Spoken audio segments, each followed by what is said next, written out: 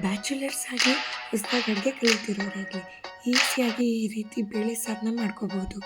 ನಾನು ಮಾಡೋ ಬೇಳೆ ಸಾರು ನಮ್ಮನೇಲಿ ಎಲ್ರಿಗೂ ಫೇವ್ರೆಟ್. ಮೊದಲಿಗೆ 1 ಕಪ್ ಬೇಳೆ ತೊಗೊಂಡು 2ರಿಂದ 3 ಸತಿ ಚೆನ್ನಾಗಿ ತೊಳ್ಕೊಂಡಿದ್ದೀನಿ. ಅದಕ್ಕೆ 2 ಈರುಳ್ಳಿ ಹಾಕ್ಕೊಂಡಿದ್ದೀನಿ, 1 ಗೆಡ್ಡೆ ಬೆಳ್ಳುಳ್ಳಿ, 2 ಟೊಮೆಟೊ, ಹೆಚ್ಚಿಟ್ಕೊಂಡಿರೋ ಕೊತ್ತಂಬರಿ ಕಡ್ಡಿ.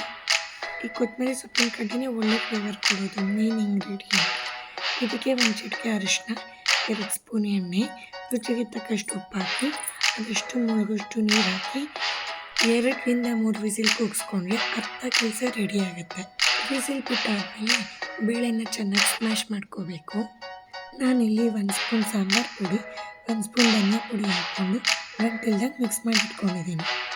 ತಪ್ಪಲೆಗೆ 1 ಸ್ಪೂನ್ ತುಪ್ಪ ಹಾಕಿ 2ರಿಂದ 3 ಸ್ಪೂನ್ ಎಣ್ಣೆ, ಸಾಸಿವೆ, ಜೀರಿಗೆ, ಕಾಳುಮೆಣಸು, ಹೆಚ್ಚಿಟ್ಕೊಂಡಿರೋ ಬೆಳ್ಳುಳ್ಳಿ, 2ರಿಂದ 3 ಒಣಮೆಣಸಿನ್ಕಾಯಿ, ಕರಿಬೇವು ಸೊಪ್ಪು, ಈರುಳ್ಳಿ ಇದಿಷ್ಟು ಹಾಕಿ ಚೆನ್ನಾಗಿ ಫ್ರೈ ಮಾಡಬೇಕು.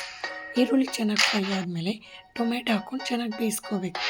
ಟೊಮೆಟೊ ಬೆಂದಾದಮೇಲೆ ಕೂಗಿಸ್ಕೊಂಡಿರೋ ಬೇಳೆನ ಹಾಕಿ ನಿಮಗೆ ಎಷ್ಟು ಕನ್ಸಿಸ್ಟೆನ್ಸಿ ಬೇಕೋ ಅಷ್ಟು ನೀರು ಹಾಕ್ಕೊಂಡು ಟೇಸ್ಟ್ ನೋಡಿ ರುಚಿಗೆ ಏನಾದ್ರು ಉಪ್ಪು ಬೇಕಂದ್ರೆ ಆ್ಯಡ್ ಮಾಡ್ಕೊಳ್ಳಿ.